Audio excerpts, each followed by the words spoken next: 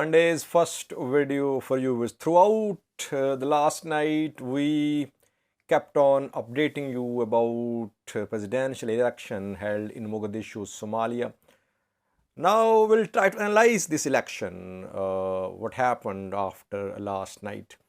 Tigray presidential spokesperson Getachew Reda is linking the re-election of Hassan Sheikh Mohamud to likely fall of Isaias Afwerki, Eritrean president. What is Eritrea saying about this election? Thirdly, Masresha is a Fano commander, one of the top commanders of this militia. And he spoke a few hours ago. He threatened that this disarming of Fano could lead to bloodshed. He spoke about Amhara regional leaders and Oromia leaders as well. Lastly, viewers, Oromo-Amhara ethnic tensions in capital Addis Ababa are increasing. We have a video clip for you showing a school in Addis Ababa where Oromia flag is being removed by some parents, it seems, and a new story from Addis Ababa University where a Fan Oromo language course has been discontinued. Firstly, viewers, Somalia. We know that Hassan Sheikh Mohamud has been elected as the 10th president of the country. He has been sworn in, he has taken oath. What did he say? What did Farmajo say after the election? Farmajo has conceded his defeat, viewers. He has congratulated Hassan Sheikh and he says that all the people of Somalia should support Hassan Sheikh now. And he appreciated all those who contributed to the smooth and peaceful conducting of the election. So he is conceding defeat with grace, viewers. What did Hassan Sheikh say in his first speech? He thanked Almighty. He appreciated PM Roble, that he steered the country, PM Roble, towards this election. And important thing is that he said that he will not take revenge. That's very positive statement from Hassan Sheikh. Now, what are internal and external challenges faced by Hassan Sheikh, and what would be the impact of this election on the Horn of Africa? Internally, we know that for Somalia, Al-Shabaab is a serious threat. Farmajo's government could not control, could not eliminate Al-Shabaab. Al-Shabaab has tremendous reach throughout Somalia, even in Mogadishu capital. Secondly, ongoing drought. Devastating drought has hit Somalia, Kenya and Ethiopia. Thirdly, throughout Farmajo's tenure, we saw that there were tensions between federal government and regional states. Some states were supporting Farmajo, some were against him. So there were regional federal tensions. How will Hassan Sheikh manage this situation? Internal problem. And fourthly, economic problems. Somalia relies heavily on foreign assistance, viewers. And in this year, 2022, European Union, US, withheld all assistance to Somalia. It was a way of putting pressure upon the government to conduct election because election was delayed. This presidential election was due to be held last year. It was delayed. Then EU, US put pressure. They withheld assistance. Ultimately, election was held. Somalia relies heavily on foreign assistance. And fifthly, Somalia's security sector needs serious reforms. Somalia does not have an impressive army which can tackle security challenges in the country.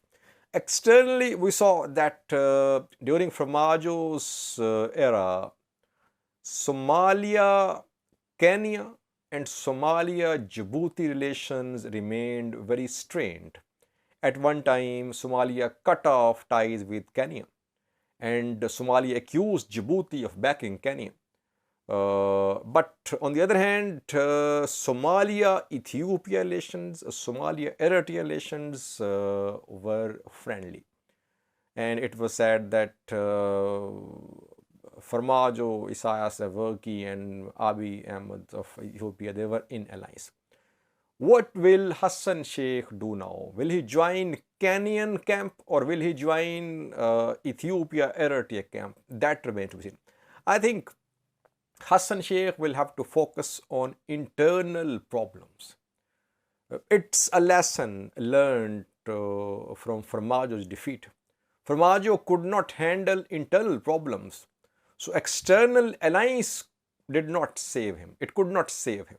Alliance with Ethiopia and Eritrea did not save him because he had internal issues, internal problems. All opposition parties, states, they united against him. So Hassan Sheikh will have to focus on internal issues as well. If he does not, then he will suffer the same fate which Formaggio did.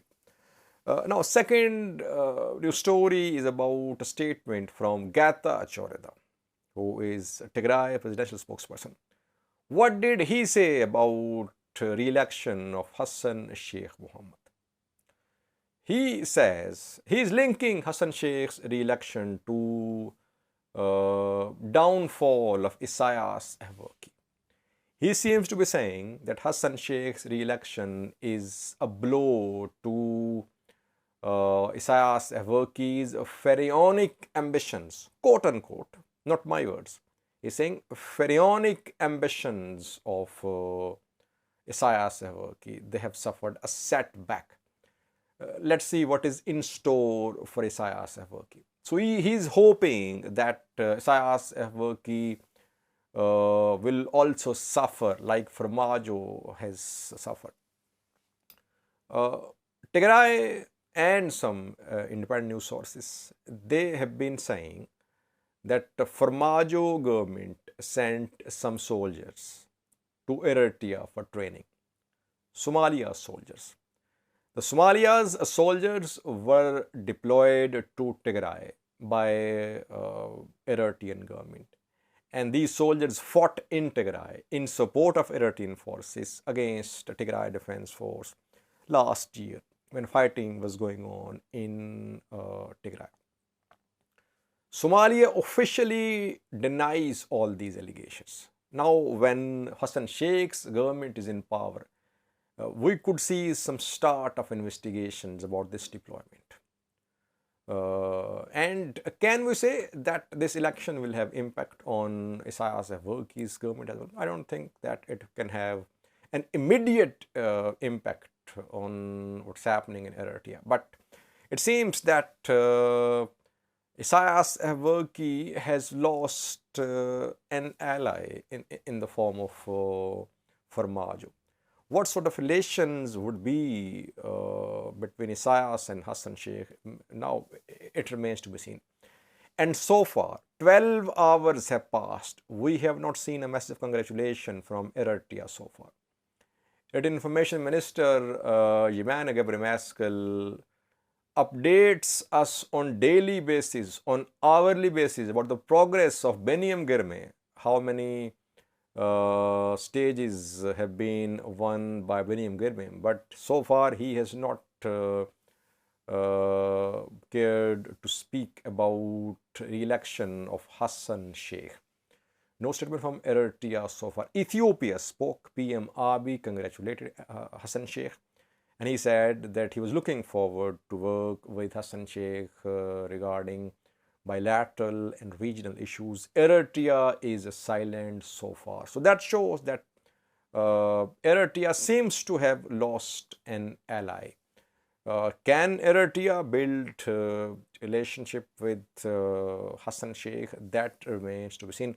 Tigray is happy. Tigray government also spoke. Professor Kendaya, he says that there were pre-existing excellent relations between Hassan Sheikh and Tigray, and both will work towards the solution of regional and bilateral issues. Hassan Sheikh remained in power from 2012 till 2017. So back then, EPRDF was in power in Ethiopia. So EPRDF alliance led by TPLF was in good relations with Hassan Sheikh. Let's see what happens at this time. Now, third news story is about a statement of a Fano commander. He is one of the top commanders of this organization. His name is Masresha, viewers. I think he's from Gojam zone. A few hours ago, he threatened, he said, any attempts to disarm Fano would lead to bloodshed. It will not happen. Secondly, he said that Oromo politicians, they have handed over Oromia region to Oromo Liberation Front, but they want to disarm Fano. And Fano will never be under the command of Oromo politicians or ANDM, Amhara National Democratic Movement, Amhara politicians of the Prosperity Party. Fano fighters are fighting for the people of Amhara, says Masresha.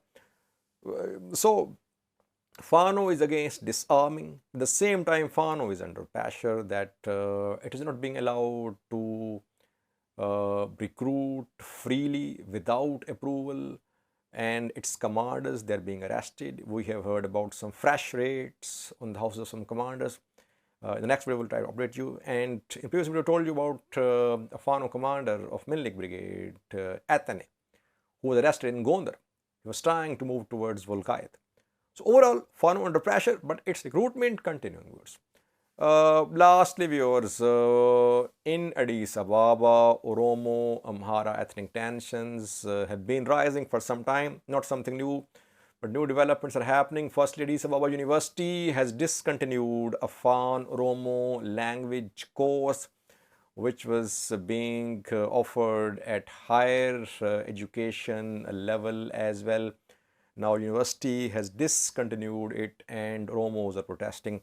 Secondly, in some schools of Addis Ababa, where Oromia's flag was hoisted, some parents have tried to remove this flag. They say that Oromia's flag should not be hoisted in Addis Ababa schools. Addis Ababa is both Oromia regional capital and Ethiopian federal capital. We have a video clip for you showing some parents removing a flag, Oromia regional flag, from a school in Addis Ababa. Tensions there, and we know that Balderas has also been speaking against teaching of a Fan Oromo language in Addis Ababa schools. On the other hand, Oromia regional government says that Addis Ababa is part of Oromia. Watch this video showing some persons removing Oromia region's flag in a school in Addis Ababa. Thank you for watching.